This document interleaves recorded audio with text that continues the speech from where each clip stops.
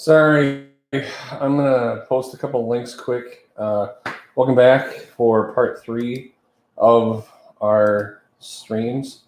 I promised you I would do this. So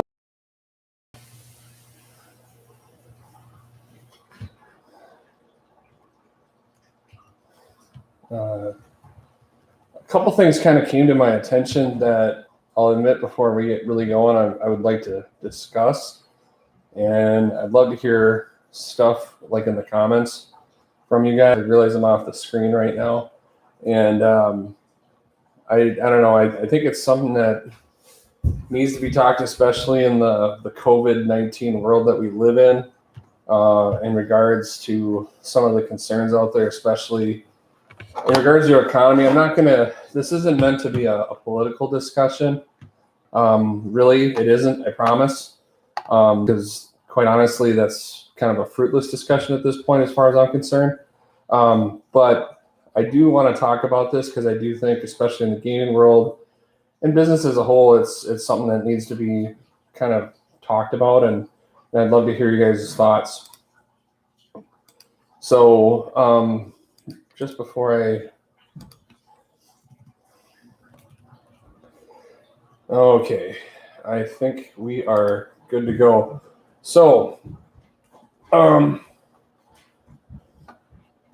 get this started. So I'll put this game up there first, and I'm just going to talk for a bit, not about Skykid, but just in a second. You can see it's pretty kind of a well-used copy. Anyways, a local store owner that I frequent, I mentioned it on my last 2 streams. His name's Jason Brolini. He informed me that he had got told that the company GameStop has been doing curbside pickup for merchandise, and now Jason, that's at least according to the rules as put together by our state's governor, Tony Evers. That is not okay. That's not allowed. Their business is it's not considered one of the essential businesses that are kept open, but GameStop apparently is kind of going in violation of that and continuing to do like a curbside pickup. And while I'm certainly not anti-business, I think businesses need to be given the opportunity to adapt. It is, to me, the thing I, of course, find wrong is the fact that if GameStop is ignoring and flouting the law, then other, I guess you'd say, companies deemed non-essential should be allowed to do the same thing, because it is not fair to a small business owner like Mr. Brolini to, effectively be penalized, while a bigger corporation, because let's face it, GameStop is a big national video game corporation or seller, that they're allowed to do that, but Mr. Brolini and his business is not, and I think that's immensely unfair. While certainly a large national corporation like GameStop may have maybe bigger bills to pay, that burden is really no different than being a small business owner, where everything rests on your shoulders. And personally, I guess as the old saying goes, what's good for the goose is good for the gander. And if GameStop is allowed to do something like that, then why shouldn't Games for Us? Games for Us should be given the same opportunity. So anyways, I guess if you hear stuff about this in your local community, we don't have a GameStop in Boston. The nearest GameStop is probably either Baraboo or Toma. But if you hear about something like this, I don't know, I think they should knock it off, because other small businesses, and there probably are other small businesses in that kind of realm, then they should be forced to play by the same rules as everybody else.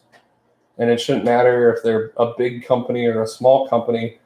if we're all being asked to do this for our own public safety, then it should be that way. Otherwise, then let those small businesses do the same things that the bigger companies apparently are allowed to do without consequence. So that's just my 2 cents about that. So moving on, again, as always, I want to give a shout out again to Chris over at Classic Gaming Quarterly, again, for the idea and really the kind of supportiveness of that community. They have a Discord chat. All you really have to do is email Chris at, I believe it's at Classic Gaming Quarterly on Gmail, I believe, and he'll give you an invite into the Discord. It's a lot of fun. It's a great group of people, and anyways, they've been really supportive, and I really appreciate that. So we'll start with this game. This is Skykid. This is actually a pretty old Sunsoft release. This is actually a port of an arcade game. The best way I can kind of describe it, it's kind of like playing, if you're familiar with the Peanuts cartoon, it's almost kind of like playing a version of like Snoopy versus the Red Baron. And the graphics are pretty simple and almost kind of cartoon-like, but you're supposed to be like kind of a World War I pilot. And you're being attacked, of course, from the air and by anti-aircraft guns and ships and other vehicles on the ground, and you're dropping bombs on those as well. And it's kind of a side-scrolling shooter. It's an okay game. I don't know. I played it once. The controls are okay. It's just that you're kind of a big hitbox again, and that makes it a little more of a challenge because at times it can get pretty tight in terms of your ability to evade projectiles. And I don't know. This is a game I never really had seen before, and I never really realized there was a World War I air combat game that was in, or at least shooter, in the Nintendo library, and it's an older game too. I want to say this is actually a 5-screw case, so this is probably somewhere around 1987, 88 at the latest. So you don't see too many of these kind anymore. Okay, next one, absolute classic, Blaster Master by Sunsoft. Probably one of the best soundtracks, or at least one of the more recognizable soundtracks in the NES library. I actually read the book about Blaster Master. There was a series of video game little novels that were being offered during that time, and I bought it as one of those kind of, I guess you want to call it, like, especially when you're in elementary school, they had like those book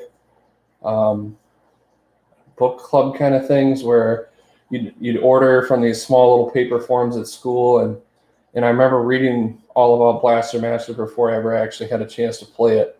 It's a really cool game. You're either in kind of this mobile kind of rolling armored vehicle, or you're kind of like a little astronaut guy. And I just thought the game was really clever. It's a lot of fun. It's kind of a platformer meets shooter, and it's definitely an absolute classic from the NES. And I never owned it. I think I rented it once or twice, based because I had the book, and then of course later on it was a game I definitely made an effort to purchase. Since we're obviously on a Sunsoft track, can't not be without Spy Hunter. Spy Hunter was a pretty popular arcade game, and I thought this game ported fairly well to the NES. I mean, pretty simple driving shooter, vertical shooter, and I don't know. I think everyone has Spy Hunter memories. Just hearing the Peter gun theme, that was kind of the main song you heard in the game. I'm sure everyone kind of felt it was like a shooting version of like what people always wished Knight Rider may have been as a kid growing up, because Knight Rider just really jumped over things and didn't really, there was no shooting or anything like that. But Spy Hunter kind of combined that, and that's what made it kind of cool. And I don't know, I remember playing that at friends' houses quite a bit. It was not. It should have probably. I think I may have rented it once or twice on a weekend. So I guess you could say it was a weekend rental for me. It was a game I always kind of wanted, but not badly enough to want to go spend the money on it. But of course, later on, it was definitely a game I had memories for, and so I made sure I picked it up. Okay, I kind of mentioned in my first video, the first game I showed you guys was Rad Racer. And why am I bringing up Rad Racer? Since I have Fester's Quest. I mentioned that my friend Aaron, or at Angry Finn on Twitter, made kind of an electronic album where he did video game covers. And one of the songs that he did a video game cover to as well was Fester's Quest. And that was, I'll be honest with you, that was the main reason I got this game, which kind of plays like a shooting version, or, well, it really plays a lot like Gauntlet. Uncle Fester is trying to save his weird world from alien invaders. And even though he's for weird things, he's apparently all about keeping the Earth safe. And so he's this kind of unlikely hero. And I thought that was kind of a clever way to use Uncle Fester. He was kind of a minor character in, of course, the Addams Family. And I thought that was kind of cool. And my friend's song is pretty fun. I enjoy that one a lot. But the bosses are a bit challenging. But just like any shooter, you memorize the patterns and you can do a pretty good job. And I don't know. I always thought it was kind of I always heard about this game. I didn't really know too much about it. I kind of thought it would be kind of a weird trip through like the strange mansion and all that. But of course, it's a very different game than that. So I don't know. It's definitely another one I'd recommend to people, and it's fairly easy to find and cheap. Okay. This one, I'll give this as a shout out to my friend Kenny, or at Chaos99. Kenny and I talk about Star Trek. I was definitely a nerd. I watched Star Trek: The Next Generation on KARE 11 on Sundays, usually early evenings, every week when they were still making the show. And then, of course, in syndication, I still watch Star Trek: The Next Generation quite a bit. And I've probably seen the whole series, I would probably say 25 times, to the point where I can watch any episode within 2 minutes, or within not even a minute. I usually know and remember what the plot was to that episode. I can't name episodes very often. Like, I'm not that kind of encyclopedic knowledge of the show, but I can definitely tell you the whole plot line and really what happens. But anyways, this was the NES version of Star Trek: The Next Generation. It actually was not a very well sold game by Absolute. And they didn't really have this game's actually kind of rare. And more or less, it's just like being on, I guess, like a typical episodes on the show. There's ones where you have away teams going down to planets to solve certain problems. And of course, there are opportunities where you are in space combat, which I'll be told perfectly honest, space combat's what always excited me the most. I think it probably excited most people. But of course, that's not really what Star Trek: The Next Generation was all about. So different members of the crew, just like one would expect, have different attributes. And you, of course, would have to select your away teams very carefully. And that would, of course, help you accomplish your various missions throughout the game. And so that's pretty much what Star Trek: The Next Generation is like, which really, is really what I guess you'd expect for the show. And I don't know, kind of a cool, interesting game, and kind of a late release for the NES. So that's part of the reason why it's a little bit tougher to find. Since I already mentioned Star Trek, I'll mention probably one of my favorite games of NES is Star Trek: The 25th Anniversary Edition, and this, of course, was about the original Star Trek. I purchased this new and back in the day, and this was one of my favorite games. I was really just as I purchased this game, In my local market, it was on Fox 29. So for those in the Twin Cities, they may remember that.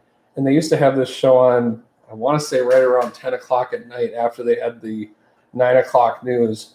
And anyways, that's really where I watched all the original series when I was in high school. And so here I am with this Nintendo game, and now you get to play some of the different episodes that were shown in the show in the original series, or different level, or kind of, I guess to say, missions that were kind of inspired by it. So, like for instance, the Gorn is in one of the episodes, the infamous Gorn, enemy of Captain Kirk, in their little duel. But of course, you have. I'm trying to think if I don't believe there's a mission involving the Klingons. I know there's a mission involving the Romulans, which of course was another big showdown in the original series. But again, it's just like the Next Generation. You have to pick an away team from the original cast members. They also made a computer game of this, which was really cool, which had actually the voices of William Shatner, Leonard Nimoy, DeForest Kelley, James Doohan, Nichelle Nichols. That was a really cool game, and that was one of my favorite computer games as a kid. But this one was a pretty cool little game. Interestingly enough, one of the interesting parts, and if you read the manual for the game, one of the manual gives you like tips and tricks for different levels. And one of the tips and tricks is for a level that was never actually put in the game itself. It must have been cut late, but the manual had already been, I guess, probably was about to go to print. And so it's talking about a level that doesn't actually exist in the game itself, which is sad because it would have been a really cool level. It was about the time when they went back in the past and were dealing with, they were like transported to a time where like the 1930s in the United States, and there were like these gangsters. And that would have been a cool level to have in the game, but it wasn't in the actual game itself. And this was made by Ultra, which of course was kind of a phony company put together by Konami so that they could release more games, because Nintendo, I think, only allowed 4 games per year from any one third-party entity. So because Konami had more titles and more games they wanted to release, they created this Ultra brand so they could get around that rule. And I like a lot of Ultra games. For whatever reason, those were some of my favorite games. So here's one of them, Star Trek 25th Anniversary Edition. Live long and prosper. Here's kind of a rare one. I've learned a little more about this game, and I've only played it once. It's very different. This is Pirates for, again, Ultra. I just noticed something.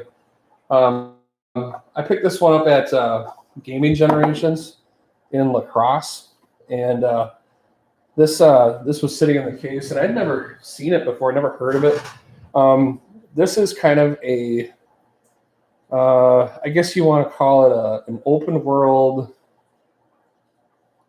sort of strategy game where you are a pirate captain off in the oceans of like the Caribbean, and then you kind of wander about with your pirate ship, hoping to find, of course, ships full of treasure from the New World. Because, of course, without getting into too much of an explanation of colonial history, of course, the European countries were pillaging and looting the native peoples for its resources, and especially its valuable minerals like gold, jewels, and whatnot. And so as a pirate, you're there, of course, just to steal it.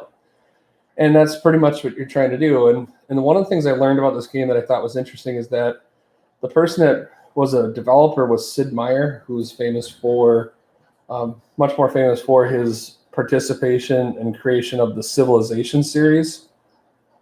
And you could definitely see hints of, like suddenly the way the game went kind of completely made sense. It's like, oh yeah, I can see Sid Meier's style or decision making, and so it plays a lot like a computer game, really, rather than a Nintendo game. So you make decisions, you move around, you have to upgrade your pirate ship, which makes you more or less effective at, of course, successfully taking enemy ships, whether you're taking on enemy warships, which is always very dangerous, or taking on those those pretty tough and well-protected treasure ships, which, of course, is where you get all your booty that you're hoping to get. And kind of an interesting game. Not something you'd expect to see on a Nintendo platform, and a very unique game indeed. So Pirates by Ultra, kind of a rare one also. Kings of the Beach. This is a game, you can go to any retro store and probably find it. This is a beach volleyball game, one of two that I know of for the Nintendo. And Kings of the Beach was typical beach volleyball where it's 2-on-2. And one of the things that this game allowed for was your use of the 4-player adapters that were available for the Nintendo, whether it be the I can't remember the one that actually hooks up to the system, where it's like 4 ports together. I had the NES Satellite because I purchased another Nintendo that had the NES Satellite, which was, I guess it's a kind of an infrared separate piece. It had batteries. The cool part about the Satellite was that you could turn your controllers into turbo controllers, which, of course, came incredibly handy for a lot of different games. Kings of the Beach, not so much, but for other games, it was really handy. But anyways, you could play a 4-player with this one, which, of course, was kind of a cool feature.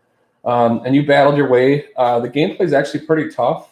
You had to be patient at times. And one of the things you got, like after you beat usually about 3 different opponents in these matches, you get a password. And along with the password, you got this, I don't know, scantily clad chick in a bikini.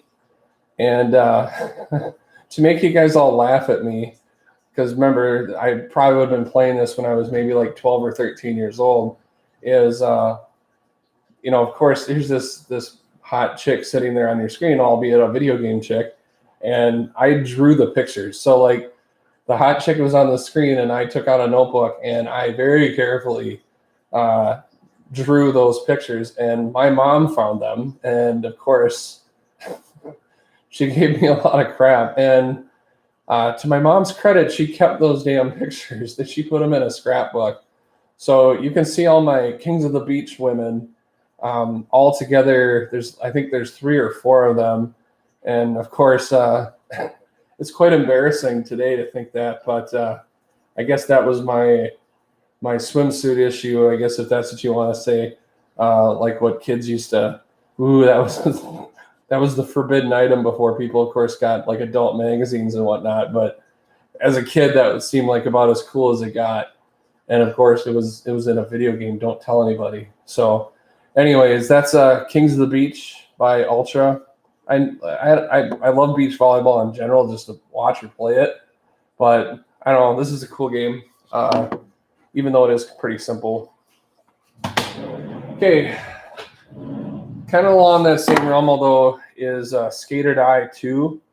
And this one's actually by Electronic Arts. The first Skater Die, which I'll show you in a minute, that's by Ultra, but the second one was made by Electronic Arts. And I love this game.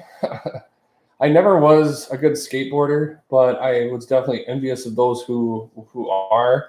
Fly over at the Discord chat is a fantastic rollerblader, and I don't know, even though there was Skater Die is about skateboarding, not rollerblading, I always kind of see the same things he's doing, and I think back to those days when I envied my cousin who was a skateboarder. He had his own half pipe, and my cousin Casey, the same guy who had the Nintendo before I did, he had his own half pipe in his backyard, and my brother and I were very envious of that because he was kind of like the cousin that did all the things we just wish we had the courage to do.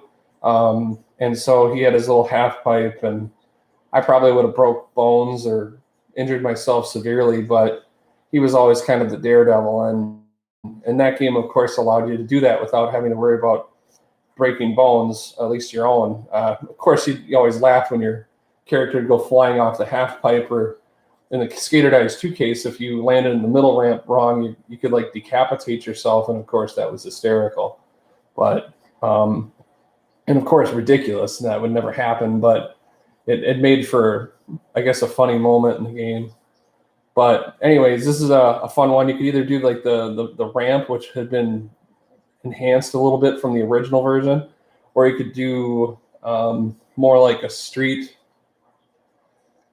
kind of like a street race with full contact. So like you'd be carrying like a tire iron or something like that, and you try to knock people down or vandalize things, because that's how you scored points, was vandalism and doing tricks. Kind of like parkour is a kind of way I guess I would kind of describe it, except if you're on a skateboard. And there was a storyline to it, because you can see like it says Skater Die 2, The Search for Double Trouble. Double Trouble was apparently some kind of like some rogue skateboard gang guy. I never really got into it. To me, the half pipe, that was all I really wanted to do in the game, and so that's pretty much all I did. And I don't know. The music, I can still skate or die. It's just, I don't know. It's one of those songs that just kind of gets me pumped up, and I don't know. I love this game. So here is the original Skater Die, the one that probably more people are familiar with than Skater Die 2. This is the Ultra one, and just like I mentioned before, you had kind of you could do the simple half pipe, and you got like 10 runs back and forth for, doing tricks and getting points. Or you could do kind of like, think of it like an Olympics, where there was like a high jump, a street course kind of thing, and then you had kind of an obstacle course kind of run that you'd go on. And I was never really that good at that stuff. Or the joust, that was the other weird one, where you're like in a pool and you're trying to knock the other skateboarder off his skateboard with your pugil stick. And I was never very good at that. It was kind of hit or miss. So I, again, stuck to the half pipe, because to me, that's really what skateboarding was about. I wasn't going to go jump. I wasn't going to try to leap over garbage cans and stuff like that. That wasn't what I thought skateboarding was. So anyways, had a lot of fun with this one. Definitely rented it a bunch. And of course, later on, I purchased it for myself. And it's a fun game. And it's one you can find just about anywhere. It's pretty cheap. Fun game, though. Okay. Teenage Mutant Ninja Turtles, the original. Now, people seem to have kind of either a love or hate relationship for this one. The game is actually pretty damn hard and unforgiving. It's one that I recently started to play again, and I guess I never really quite realized just kind of really how tough or pain in the ass this game is.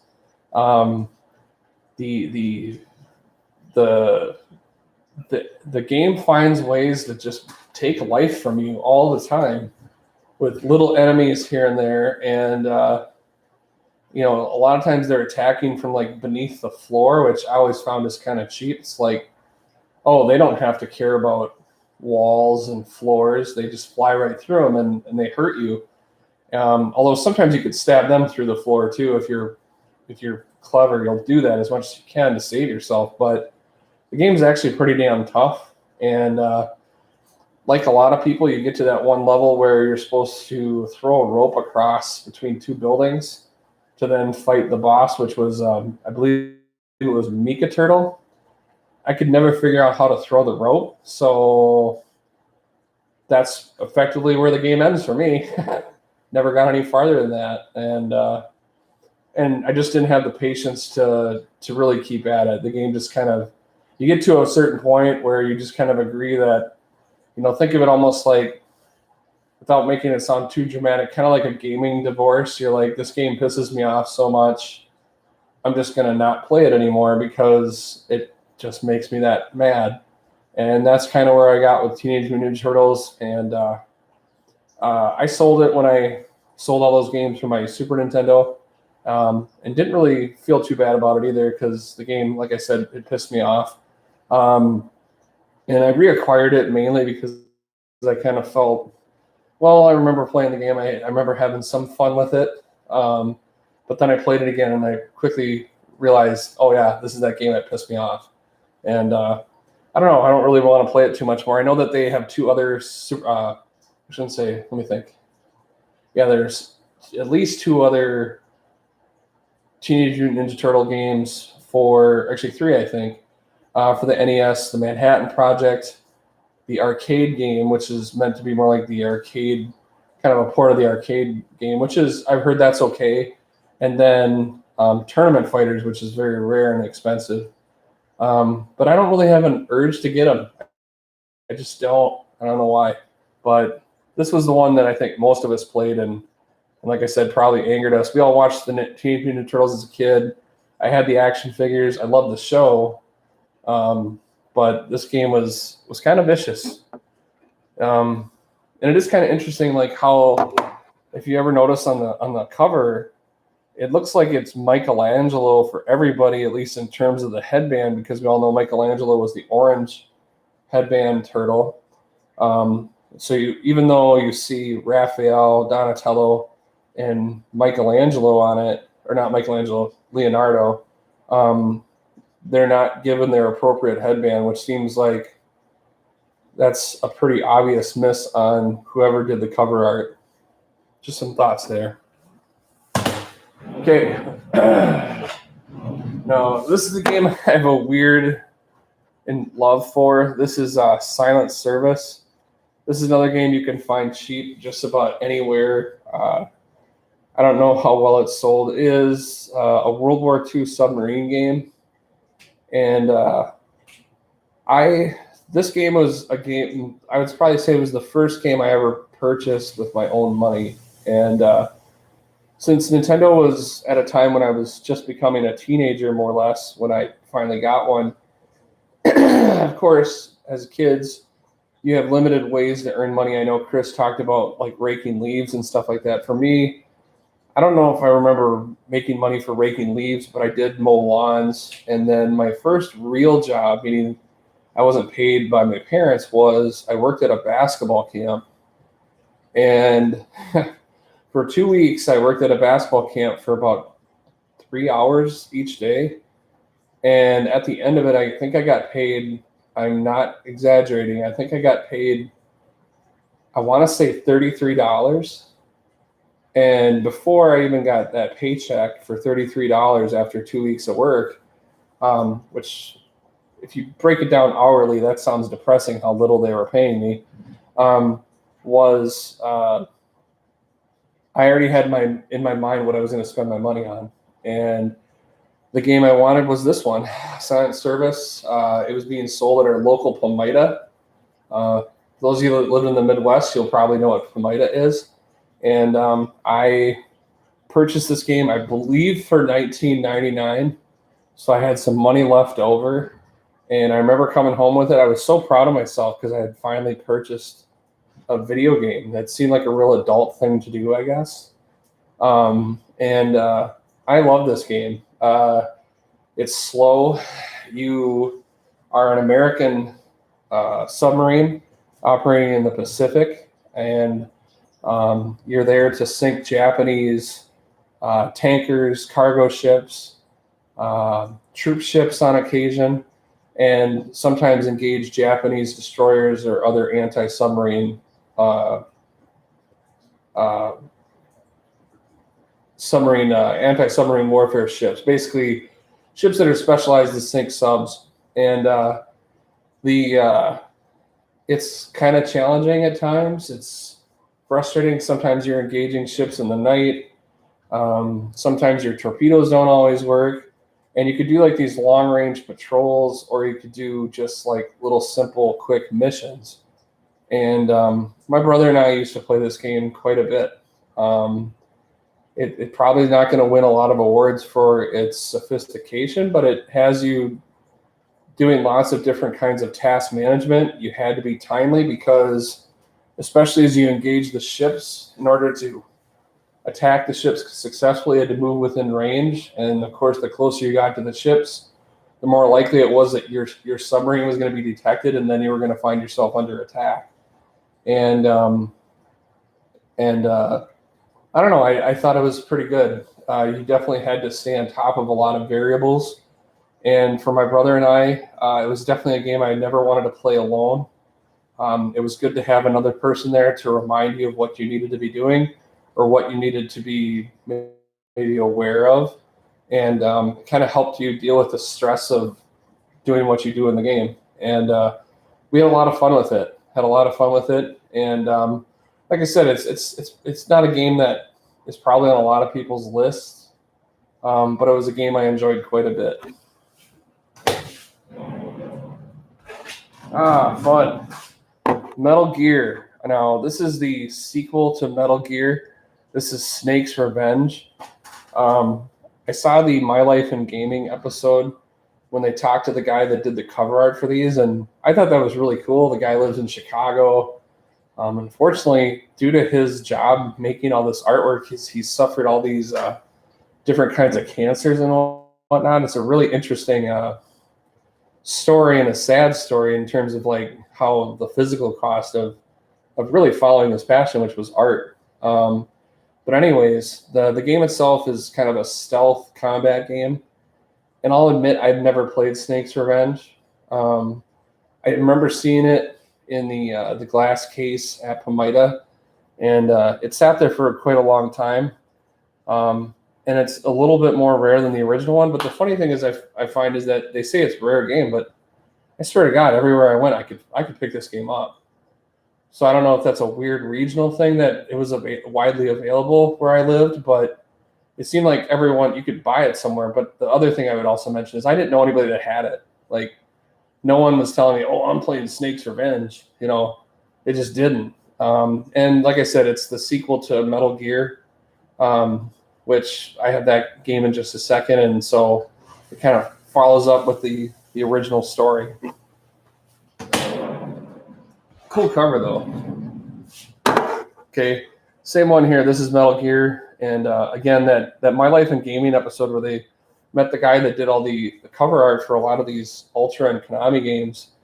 He kind of talked about how he got the inspiration from the guy that played the role of John Connor in Terminator when he kind of was thinking of what this hero protagonist would look like.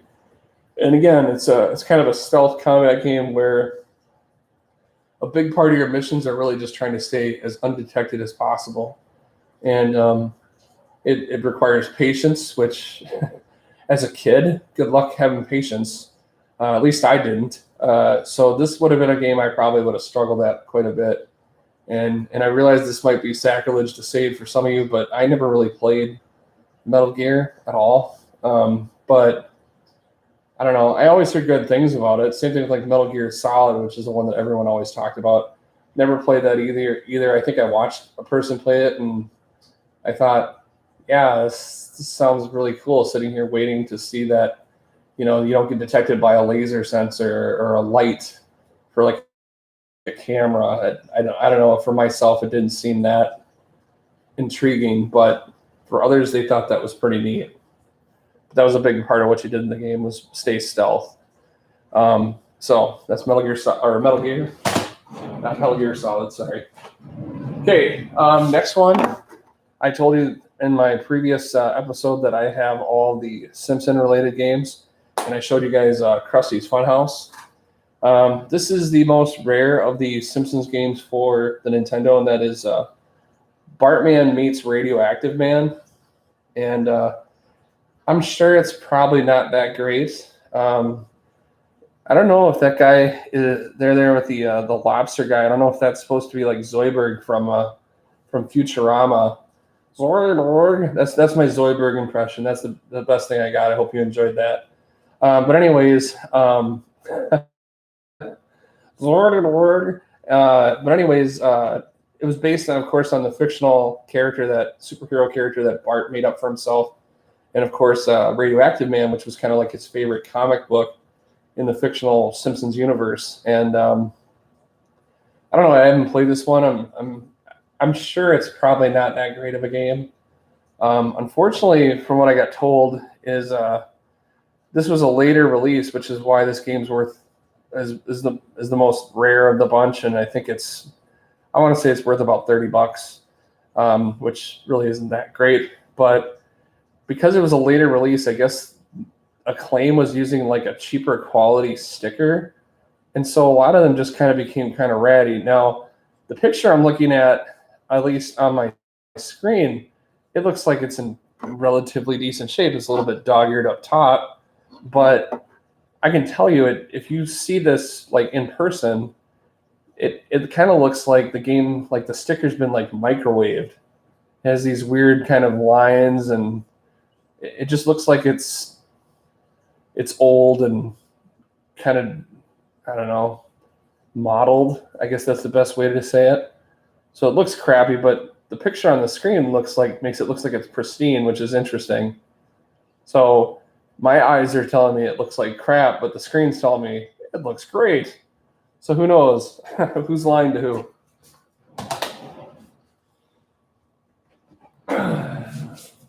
Okay, the next game is Simpsons Bart versus the World. And of course, this is a Simpsons game where Bart travels around the world to different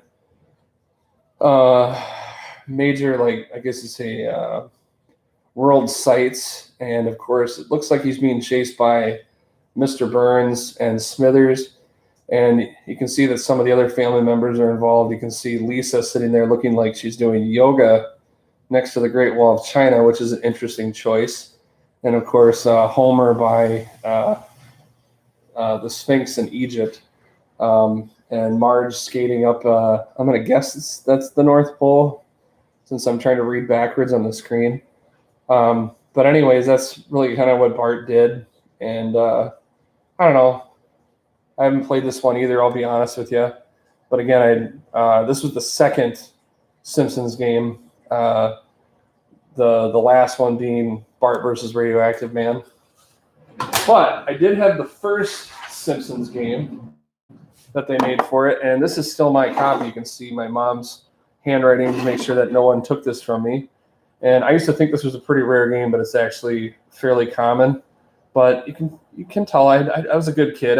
The game's in pretty good shape. Afraid to let it go. But anyways, this is the Simpsons Bart versus the Space Mutants.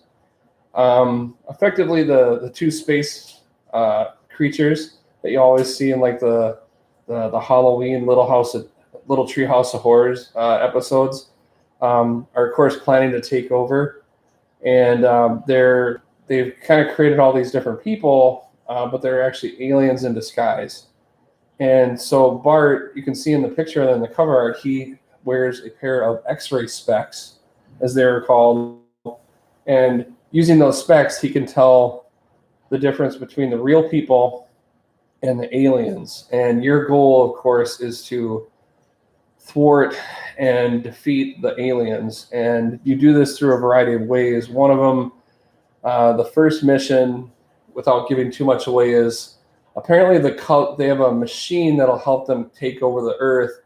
And apparently purple-colored objects is how the machine, I guess, gets its energy or its fuel. And your goal is to basically cover up or paint anything that's purple red so that it won't help feed the machine. And so the whole level is about changing the color of all these purple things, whether it's a person wearing a purple shirt, which you spray them with paint, which of course they don't appreciate, or finding other ways to, stop the purple effectively. And of course, the other missions in the game have different objectives, kind of similar to that. The controls are a bit, I guess, soft. And by that, I mean, it's not always real easy to be precise in controlling Bart as he's running around, which of course leads to lots of kind of stupid deaths in the game where you feel like if the controls are maybe a little bit tighter, you wouldn't die as much. And in a game that doesn't have saves, that's kind of something that'll make you upset. So that's part of what makes this game a bit of a challenge and a bit of test of your patience. So Bart versus the Space Mutants. Okay, since we're talking about television shows and whatnot, this is actually my most recent pickup. This is Where's Waldo by THQ. THQ, of course, went on and made games like Red Faction's the one I always think of. They also made this really weird game, which I don't have a copy of, for Nintendo called Videomation, where it allowed you to do like video editing on your Nintendo, which is kind of weird.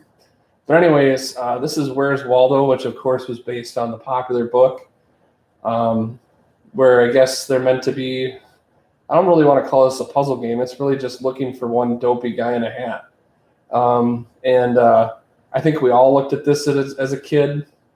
I don't know if you guys did if you looked in the back of those Where's Waldo books, there was like a whole list of other much more subtle things to look for. And this one, of course, is the cover from I believe the first book, which was the blue covered one. And the thing I'll point out about this, and I'm not sure if you ever knew about it, if you go to the picture in the original blue Where's Waldo book, and you find the beach scene, on the beach scene, there is a secret question there. It says, I want to say, it says like a little boy is being very naughty. And it doesn't really get too much, or a little boy with an ice cream cone is very naughty. And I remember being like, what the hell's that mean? Well, if you look in the upper right-hand corner, there's a picture of a kid where he has his ice cream cone, and the ice cream has fallen out of the cone and has hit a sunbather, a woman, who was lying on her stomach on her towel. And of course, this cold ice cream lands on her back, and she kind of sits up because she had her bikini undone, because she was, of course, trying to not have a tan line.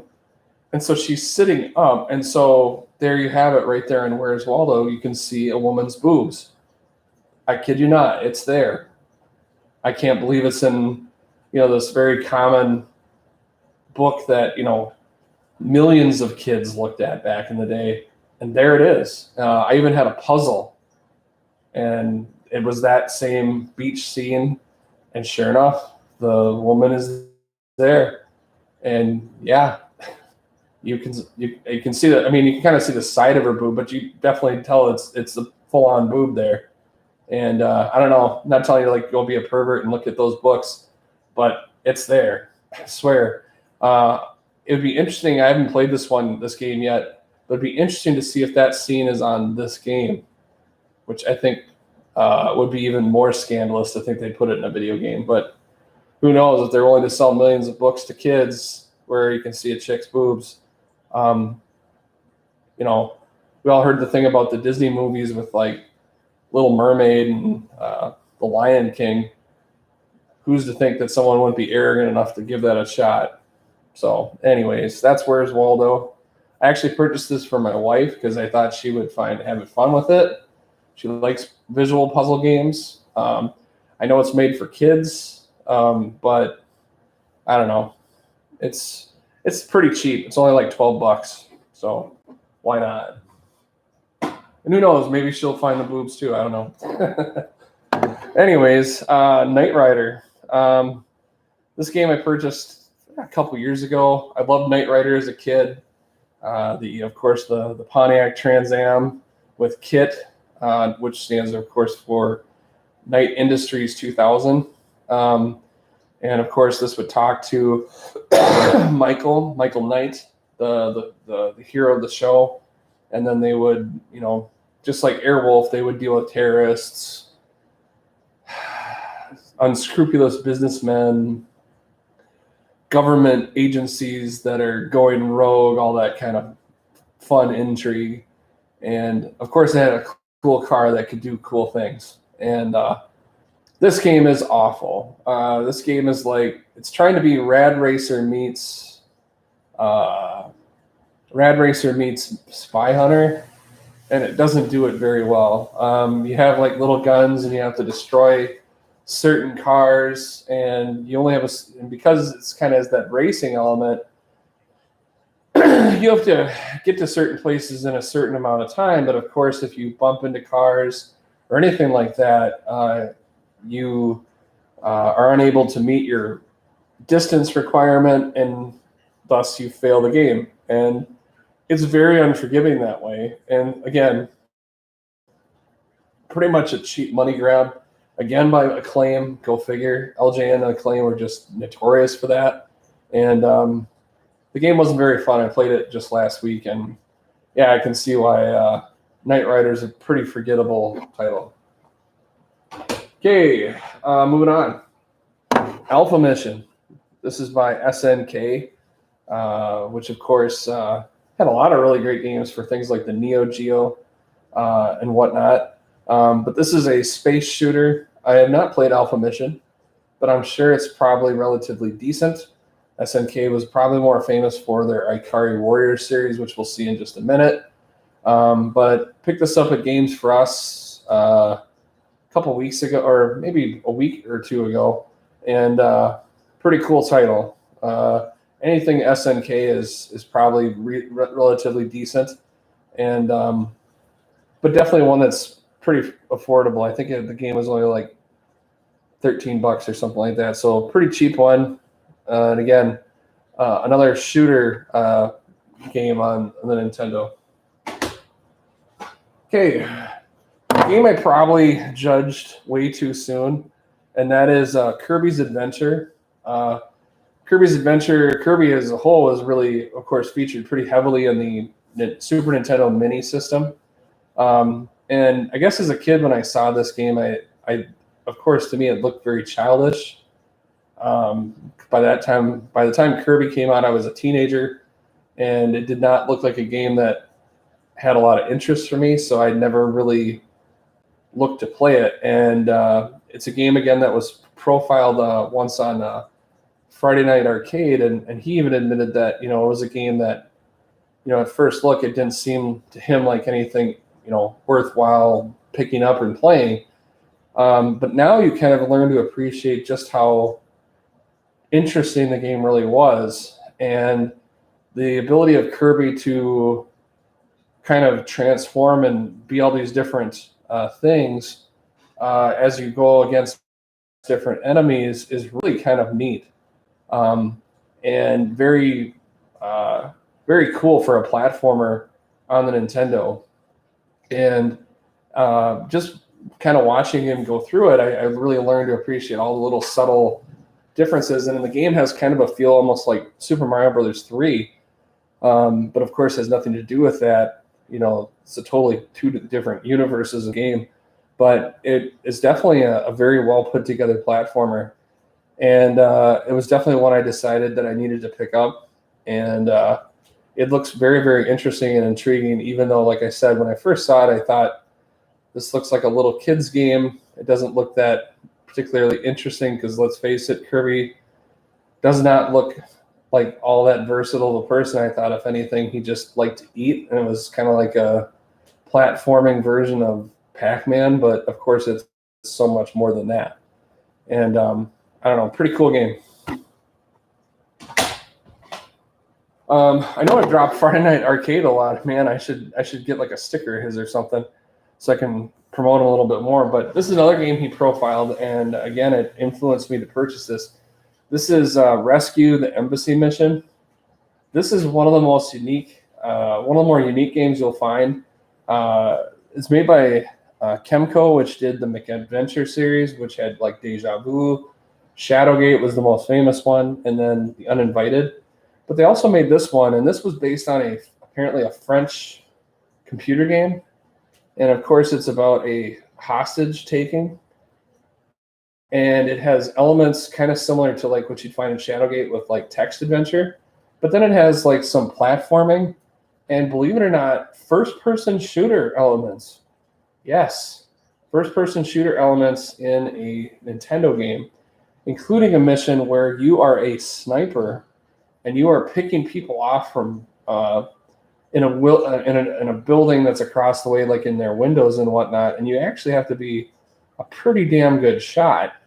And that to me is just totally unique, something you'd never expect to find in a Nintendo game. And actually, there is a bit of, kind of, seriousness and violence to it, which again, that's another surprise for Nintendo, since that, they've censored things pretty well because they try to keep kids from those super violent images, because it was kind of, marketed as a family-friendly system.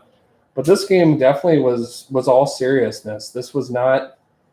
They took the approach very seriously, and they were not being flippant or cartoony at all with it. And so it's a very unique experience. And again, Friday Night Arcade kind of exposed me to this one, and I was more than happy to be able to pick it up. Okay, another SNK classic, probably their best RPG version. This is Crystalis. I think that's how most people pronounce it. So for those of you that are listening to me, you can either, I don't know, yell at the screen or whatnot if you want. But Crystalis is an RPG.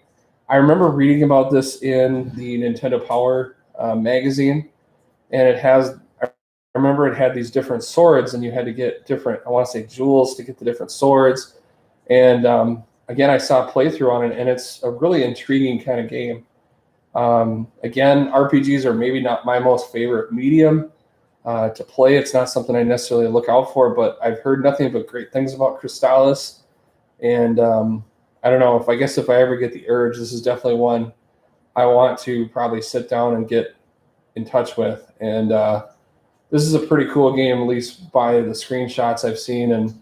And I do remember the walkthroughs on it in the Nintendo Power magazines, and even at the time, I thought it looked pretty cool. So a pretty cool game, Crystalis. Okay, this is Vice Project Doom. This is kind of a rare game from American Sammy, same one that brought you Silkworm that I showed you yesterday or last evening, and kind of similar game. You're kind of a secret agent guy, and you're trying to save your girlfriend, and has a lot of kind of technical levels, kind of almost like Batman. I remember reading about this game too and thinking it was kind of interesting, but I never saw it anywhere at all. And I'm guessing it probably did not have a huge print run, but it was a game I always thought sounded kind of cool. And it is a little more expensive and rare game to find. I think it's about $30 or $40 now. And I don't know. It's one I haven't picked up yet, but it's definitely one that looks pretty intriguing. And again, it came from kind of a small publisher, American Sammy, but this was one of their more interesting titles. Okay. I know this is from Acclaim, but this is probably one of the few games they did right, and this was Double Dragon 2. Double Dragon 1 I heard was okay, and so I avoided it. And I heard the Revenge was much better, and so that's what I picked up. Pretty classic beat 'em up, better than Renegade, which I showed you yesterday from Taito. And really probably the best Double Dragon, I think, of them all by what I remember playing, because I knew you could play this one on the arcades, and that was a pretty common one to play. Jump kicking or grabbing a baseball bat was always, of course, super desirable when you're fighting all those enemies. And, really kind of the gold standard for the whole genre of beat 'em ups on the Nintendo. And so I picked that up. Pretty cheap, easy game to find. I think I paid $8 for it. And if you want really maybe one of the better beat 'em ups in the NES, Double Dragon 2's probably within the top 3 in that genre. Okay, I probably should have had this with the other Tecmo games, but this is one of the more rare baseball games next to Dusty Diamonds, which is the really rare one. This is Bad News Baseball, which kind of meant to take like a bunch of weird cartoony elements and put it into baseball. I picked this up at Gaming Generations and Lacrosse. It's definitely kind of a rare game. You don't see it very often, partly because it's goofy. It's not really licensed on anything, and sometimes that can be kind of fun to play games that are kind of meant to be a little more off the wall. I love Baseball Simulator 1000, especially Super Baseball Simulator 1000 for Super Nintendo. And I don't know. I'll admit it. I have not played this one yet. I might try it, especially if we continue to have time on our hands as we do. But I don't know. Kind of an oddball one that Tecmo came out with, and they had been doing, of course, lots of sports games. Although it has to be better than Tecmo Baseball, which was maybe the worst baseball game on the Nintendo. Which that's saying something. There's a lot of bad baseball games for Nintendo.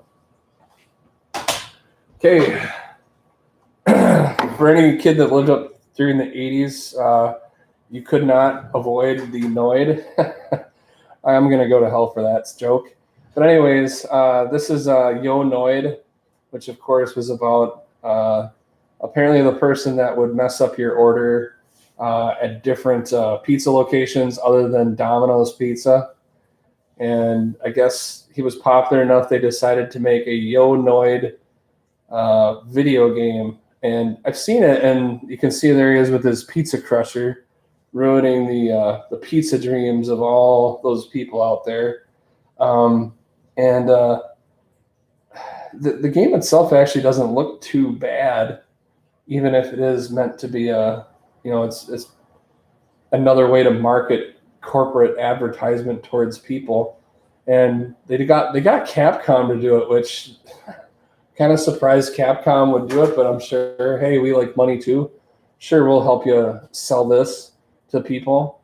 And I don't know. It was one of those games, I guess, where nostalgia takes over, and you're like, yeah, I realize this is just a stupid, bad commercial that should be forgotten, but we'll bring it back and give it a shot. And it's an okay game. It's an okay game, even if it was kind of a lame commercial to begin with. Okay, much better game. This is Chippendales Rescue Rangers by Capcom. I remember this was definitely a weekend rental for me. I enjoyed watching Chippendales Rescue Rangers on after school, and the cartoon was probably a little bit geared towards younger kids than what I was when I was watching this. I was probably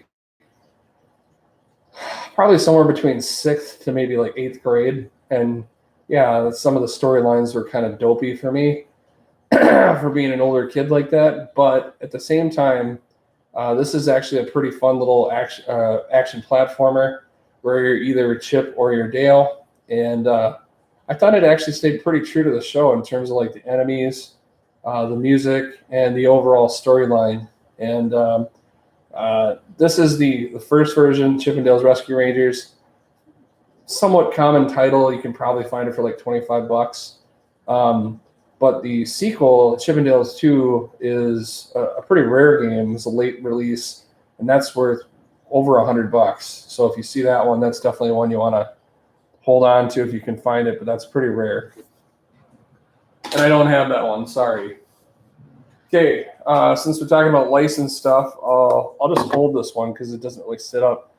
So I didn't have any Tengen games as a kid. Of course, Tengen had a war. Tengen, which was really Atari, wanted to market games, and they got into they kind of actually, I shouldn't say kind of, they triggered a legal kind of pissing match between themselves and Nintendo about their almost monopoly-like practices. And in the meantime, they sold these unlicensed games, and they actually had some pretty good titles, which I'll show you one of them, which was probably the most famous and best one of the bunch. But they did have Tetris, which I showed you previously. I do not have a Tengen Tetris game. But this is a Roadrunner, which I picked up at Games for Us here in Boston. you know, what's more classic than having Wile E. Coyote try to find the Roadrunner? And I'm sure this is actually probably a kind of a hokey game, but definitely a classic showdown between two legends of cartoon fame. Next one, and this one's got kind of a crappy picture. There's not many pirate-based games for the Nintendo. I know I already showed you Pirates, but the other one really was this one. This is Skulls and Crossbones, which is another kind of rare game. I think this one is a little more of an action platformer type as opposed to the like Civilization-like strategy game that was Pirates, which of course was done by Sid Meier. So this one's a little more, if you're looking for just kind of like pirate combat, where you're trying to get your girlfriend back from these dastardly pirates, this is the one you want to play. Unfortunately, I also got this copy at Games for Us. It was in that box, which had all kinds of other games that were a bit crusty. I cleaned it up pretty good, at least the best I could. Unfortunately, you can see some of the damage to the sticker on it, which is unfortunate, but definitely a title you don't come across that often. And then lastly, the most famous of the Tengen titles is, of course, RBI Baseball. And RBI Baseball was a game my friend Andrew had. I'd go to his house on occasion and play Nintendo games. He didn't have very many. He only had about 4 or 5. But one of his games was RBI Baseball, and this was definitely a game we played quite a bit. The only thing I can really say that this is probably maybe the best baseball game for the Nintendo as a whole. It was probably the best one overall in terms of the quality. My only claim to fame for this game is, and I don't know how I did it. I still don't know how I did it. I somehow managed to pitch from first base. I'm not joking. The pitcher moved over to first base, and I was throwing pitches from first base, and I struck out my friend. He was not happy because he couldn't touch the ball. I don't know how I did it, but that was, of course, my own little fun achievement, which I had no idea how I did it. But it was definitely something I'll never forget, hearing my friend Andrew complain wildly over the fact that it was so cheap that I pitched from first base, and that was just dumb luck. I don't know if it was a code or just a glitch or something, but it was pretty cool to be able to pitch from first base and be absolutely unstoppable. And I don't know. It's a little kid victory, I guess. Okay, we're pretty close over an hour.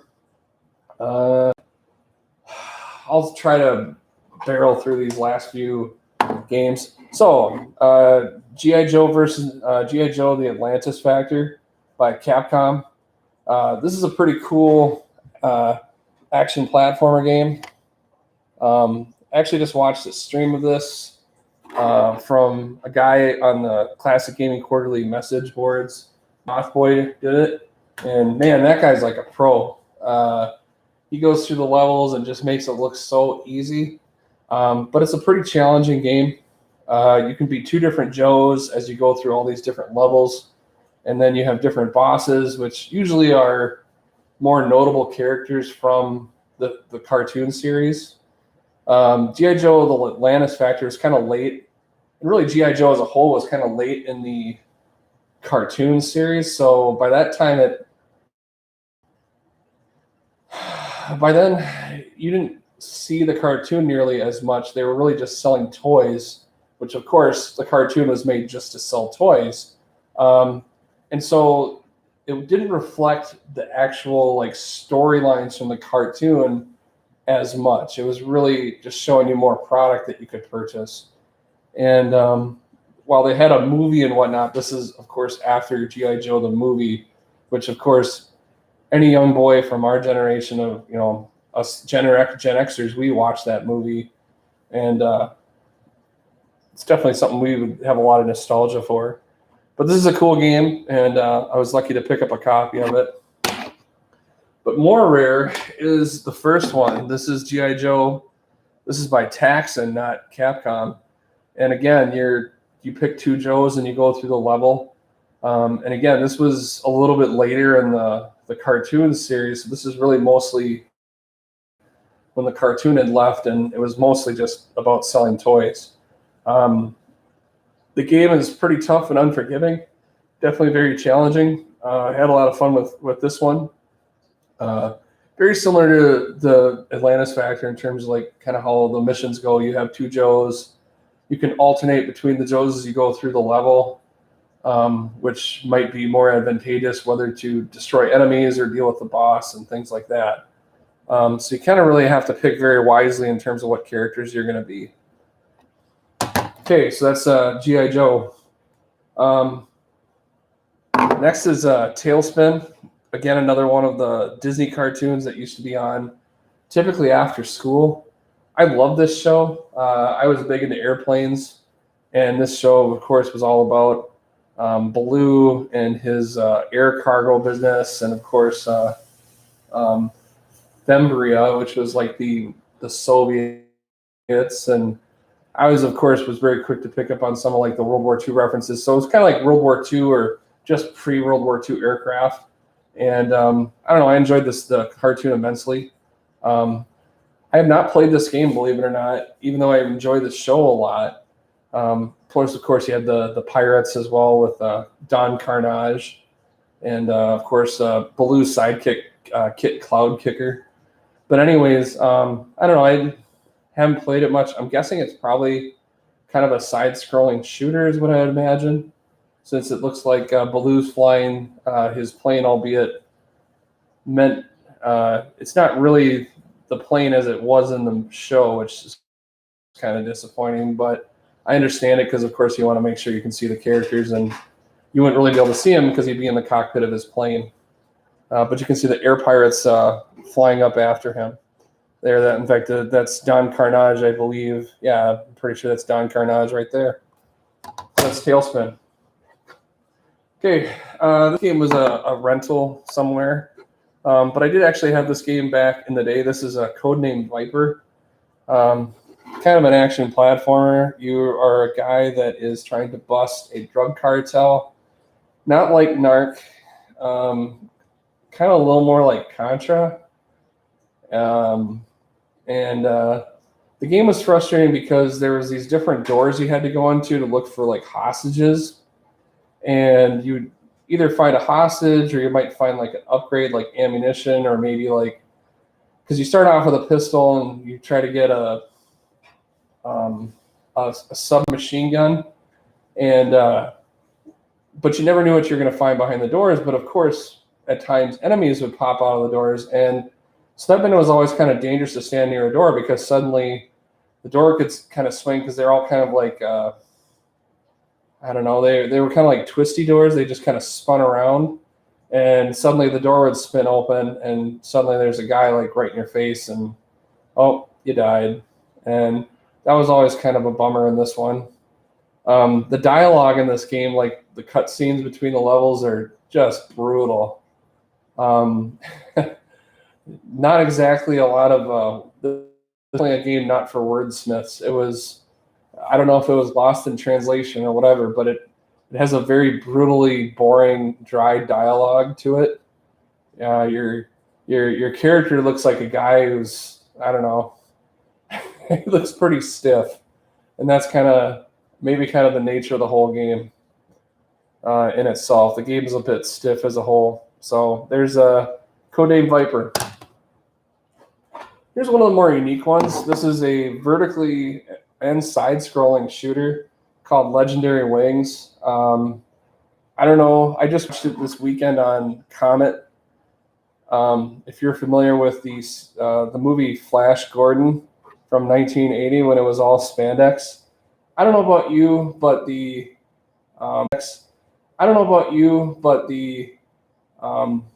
the original, in that movie, of course, there are the kind of wing-clad warriors in the film, and I swear that game was the inspiration for Legendary Wings, which of course featured spandex wing people that were kind of like Greek, almost like Kid Icarus people, and lasers, lots and lots of lasers and spandex. And anyways, the game plays kind of like that. You're a guy with a laser gun, and you do these vertical missions where you have all this crap flying at you, much like a Gradius or a Life Force kind of game. But then you have places where they have these levels where you have like a roof or a ceiling, and it's more of a side scroller. And it's kind of an interesting game. The key really is getting your weapon upgraded because it can make things so much easier for you. But just like any shooter, of course, when you get hit and you lose those power-ups, that's devastating. The one thing that they did in the game was, so like let's say you upgraded your laser twice. Well, if you get hit, then you just downgrade one laser. So you go to the second laser instead of completely losing them all, which that was kind of cool because it gave you some additional ways to survive. But still, losing that power oftentimes was very debilitating, to say the least.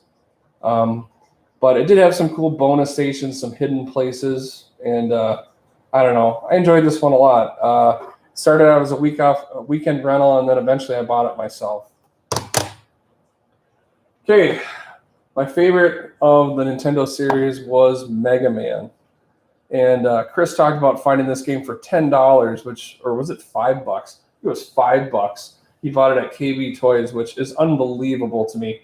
I did not pay $5 for this game. I paid, I think, $50. This is Mega Man 6, which was the last of the NES Mega Man games. This is definitely a late release, which is why it's worth a lot of money, because they didn't maybe make a lot of them. By that time, the Super Nintendo had been out, and so people weren't buying NES games, so it didn't sell very well. And Mega Man, of course, is one of the most iconic series for Capcom. The music, everything about Mega Man really makes it kind of the ultimate platformer, I think. Like I said, I've only played Mega Man 6 like once or twice. But I wanted to get all of the Mega Man games for the Nintendo, and you'll see what happens. Okay, here is Mega Man 5. This is actually the most rare of the Mega Man games. This one's worth about $80. And again, this is a later release Capcom title. The one thing, I guess, this one has like Gravity Man, which I'm sure it probably messes with gravity. And the bosses are what make this game iconic, of course, because everyone has their own character and flavor, and the music themselves also kind of make it unique. I mean, each level has its own feel, and it matches, of course, the character of the boss, and that's what makes these games so much fun. So, Mega Man 5. Okay, next game, which unfortunately I got rid of it, and then I don't know. I'll be honest with you. I didn't think I got rid of this game, but maybe I got rid of it somehow. I don't know. But this is Mega Man 4. This is probably kind of like the forgotten Mega Man game, I think, personally, because the previous two, Mega Man 3 and Mega Man 2, are really the iconic ones, the ones that people always talk about and remember. But Mega Man 4 was kind of the forgotten Mega Man game. And this game introduced, of course, the Mega Buster, which was the ability to power up Mega Man's arm cannon for this, super blast of energy. And sorry, I'm trying to get this so it focuses right. There we go. That looks much better. This game is just kind of okay. The music wasn't as good as the previous installments, and I think this is kind of where people kind of started to go away from Mega Man, in part because it just didn't seem to have the same heart and feel as those two fantastic ones. So, it's tough following up something that is great, and this shows you how fans can be fickle. If it doesn't live up to that standard, then they're kind of like, okay, don't need this one. And I think I remember renting it first when I bought it, and I eventually bought it, and it's okay. It's not my favorite one, and that's probably true for everybody. Pharaoh Man was the only guy I really liked. I thought he was kind of neat. This is my favorite Mega Man game. Now, I know, of course, a lot of people have a lot of nostalgia for Mega Man 2, and deservedly so, but I thought Mega Man 3 was better. And the main reason for that was the music for Mega Man 3. Even though music for Mega Man 2 is good, Mega Man 3 just is out of, if to use baseball terminology, if if Mega Man 2's music was a triple, Mega Man 3 was like a grand slam home run. I mean, it was that good. All the stages are fantastic. And to me, I could just listen to the soundtrack all the time. I love it that much. The bosses are great. The characters are great. Rush now had 3 different abilities instead of just one, and that was a really cool addition.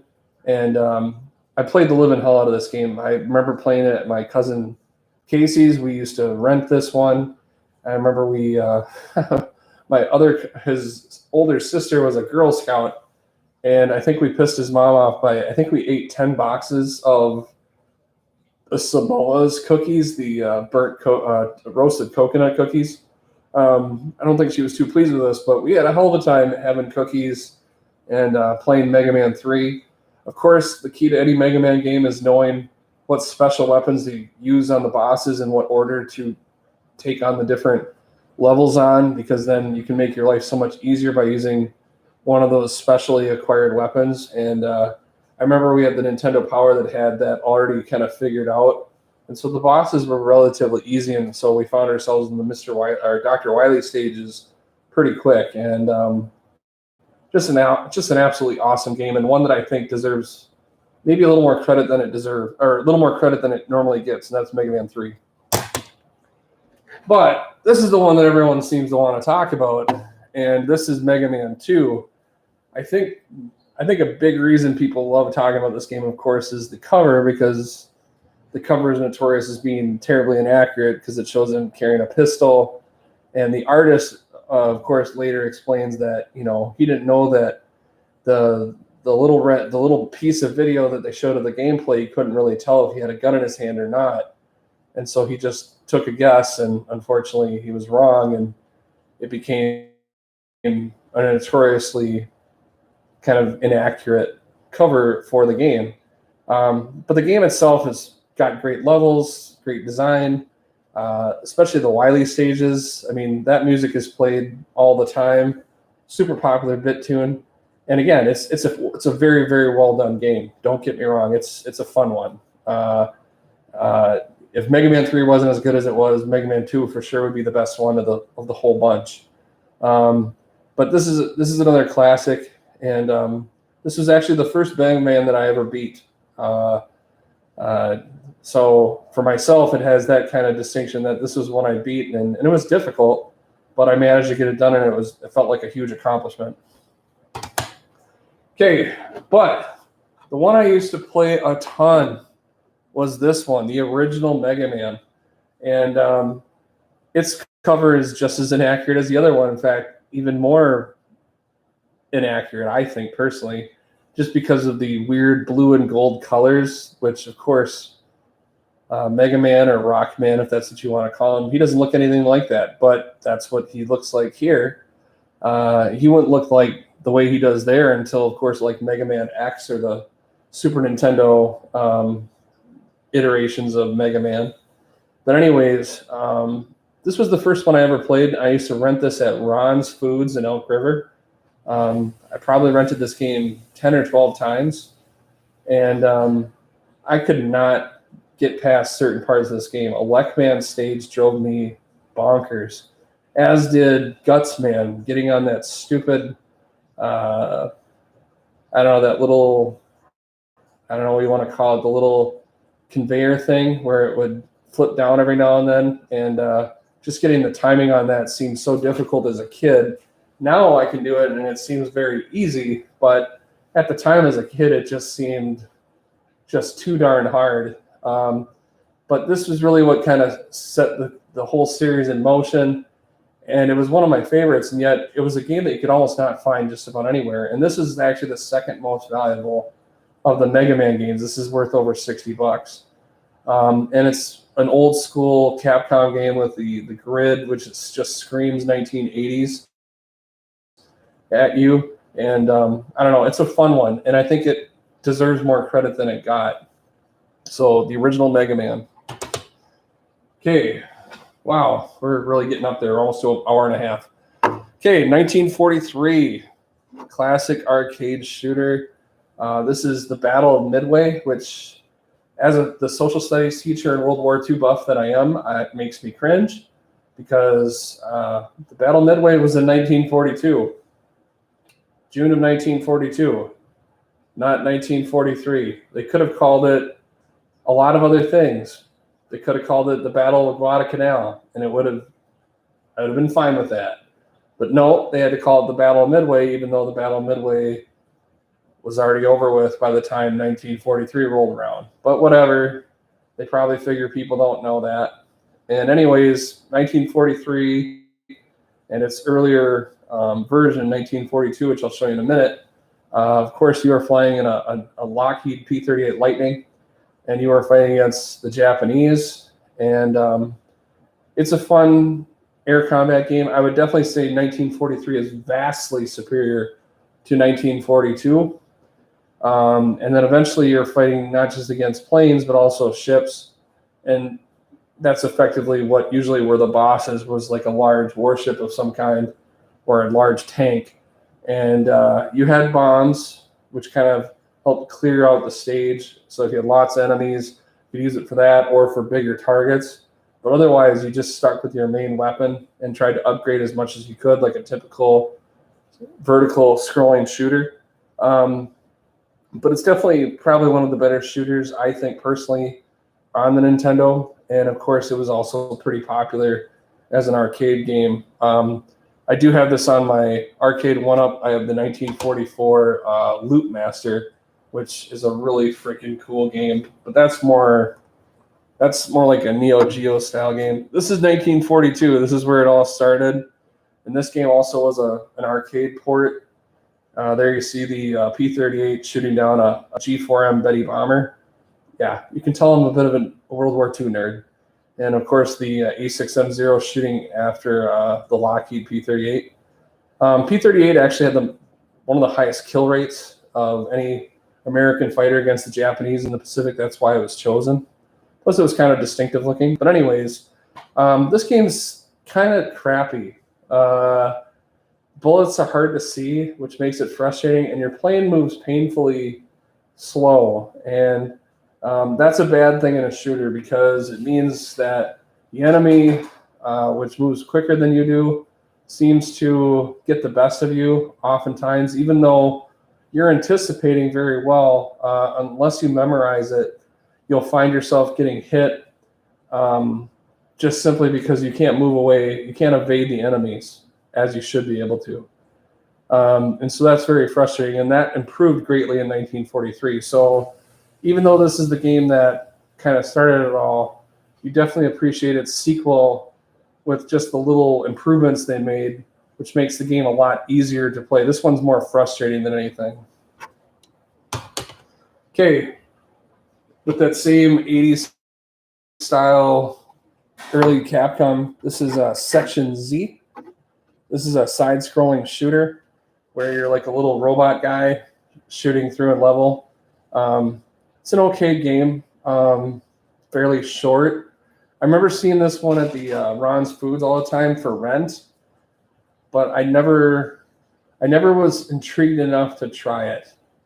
So it was one of those games where it's like, well, there's Section Z available, and I'm kind of like, nah, I don't think so. And so I never really got around to picking it up. But later I found it at a retro store, and it was pretty cheap, and I think I only paid $8 for it. It's an okay game. I wouldn't say it's one that probably has a lot of nostalgia, other than the fact that I remember seeing it all the time. This is kind of a cool game. This is Trojan. Again, another old school Capcom game. You can kind of see how I grouped these together a bit. This was also, I'm pretty sure this was an arcade port of some kind. I just saw a playthrough it on a friend of mine. His name's D Forte. You can look up his YouTube channel, and he did a playthrough of this one, and definitely kind of an action platform. But one of the unique things about it is it's set in like medieval or fantasy times, and so your character carries a sword and he has a shield. Now, the thing that makes this game unique, and that I think is kind of, it seems like such a simple thing, but it's what sets this game apart, is the fact that in most games, let's say we're talking about, well, Castlevania to a certain degree, like especially Simon's Quest, or Wizards and Warriors, which we talked about yesterday. If a character carries a shield, usually it doesn't do too much. It's just like an object that is on the person, but it doesn't seem to add much in terms of like protection. But in Trojan, your shield is really like maybe the most important manipulative weapon or device that you have on your character, in the fact that you can move the shield around to deflect all different kinds of enemy attacks. And you can move it so it's, stopping things from maybe like hitting you in the face, or striking you from above you, like putting it straight over your head. And you have that control that, unlike in other Nintendo games, they just never seem to give a shield much thought. Like I said, it looked like it was there on the person, but you didn't really do anything with it. But in this game, the shield is definitely something you need to control, and control very well, to keep your character protected. And that's one of the things I think is kind of unique, and it's actually kind of cool that way, that they gave you that level of control. This game is very short. It's only like 4 levels deep. So if you're looking for something that's pretty quick, this is one where you could easily probably get through it in about 20 minutes. So it doesn't give you a lot of playing time, so to speak, but I believe it has unlimited, I want to say unlimited continues. So, just with persistence, you probably will be able to beat it inside of an hour. The enemies themselves have fairly simple and predictable patterns. There's not a lot of variety of enemies. So I think it's fairly easy enough to figure out how to do well in it. And again, it's a game that people don't really talk about very much yet. At the same time, it's definitely available. And usually only goes for maybe about like $12. So it's pretty cheap by that standard. Okay, GunSmoke. Now, this is a unique game. This is a vertically scrolling shooter, and of course, it's set in the Wild West. And this game is pretty crazy. It almost has kind of a feel of like Ikari Warriors set in the Wild West. Your character can upgrade his weapon so he has more streams of fire, which of course is ridiculous when you consider, what technology should have been in the Wild West, but who cares about reality, right? It's a video game. And a pretty unique little arcade shooter, and a game that I'm pretty sure this was an arcade port, and probably another one that probably doesn't get as much credit as it probably deserves, because it is actually a pretty fun little game. So GunSmoke. There wasn't too many Western themed games for the Nintendo anyways, and that's probably the best one. Even better than the Lone Ranger. Okay, as you can see, this belonged to a guy named Nick R. I don't know who Nick R is. I purchased this at Games for Us here in Boston. I don't know if Nick R still lives in Boston, but thank you for your game. This is Ghosts and Goblins. This is a millennial's worst nightmare. Yeah, I just said that. Ha ha ha ha. And this game is amazingly difficult. I don't know who designed this game, but whoever they were, they wanted to frustrate the living hell out of you. And of course, this is a 2-hit death game. There are no continues, and I am absolutely horrible at this game. Of course, in this game, it's kind of a run and gun shooter, really. The enemies just keep coming at you, so even if you try to stop and be patient, it seems like then the enemies start pursuing you, so you really don't have any choice other than to move forward, which of course is very dangerous. And the most cruel enemy of them all, in my opinion, is the Red Devils, which is like a red sort of gargoyle-like character. It takes 10 hits to kill it, which is ridiculous. I don't know why you would want a game that makes it so hard to kill that character that flies and is very elusive. And if there's any character that makes you just get nervous because, like I said, it's 2-hit death and there's no continues, I think you have 3 lives and that's it. So this game has a very high difficulty curve. And as bad as I am, I've seen other levels of this game that are even more difficult, that make the ones that I can't get past look like child's play. For anyone that beats this game, my gosh, that is a feather in your cap, because I don't even come remotely close to it. I'm not going to claim that I'm anything, that I'm a master at this game at all. I'm terrible, but I do think it is. This is if anyone wants to know what the Nintendo experience was like for our generation, Ghosts and Goblins was going to pretty much kick your ass, and that's pretty much what it does. So that's the last game we'll talk about today. I really hope that you enjoyed the stream, and hopefully maybe this allowed you to reconnect with your memories. Please comment to me, whether it's on Twitter at Crease and Assist, or in the comments section below. I'd love to hear what you guys have to say about it. I still have another 2 big stacks of games, so probably about another 25 or 30 games left, which I'll probably do a stream tomorrow and finish that up so I get through my Nintendo collection, and then eventually we can go into some of my other parts of my video game collection as well, if that interests you. So far, the feedback, I must admit, has been pretty positive, so I really appreciate that for those that have told me that, because, of course, it always makes it feel like it's more worthwhile if someone actually enjoys what you're doing. So anyways, have a great rest of your day, and we'll see you next time. Take it easy.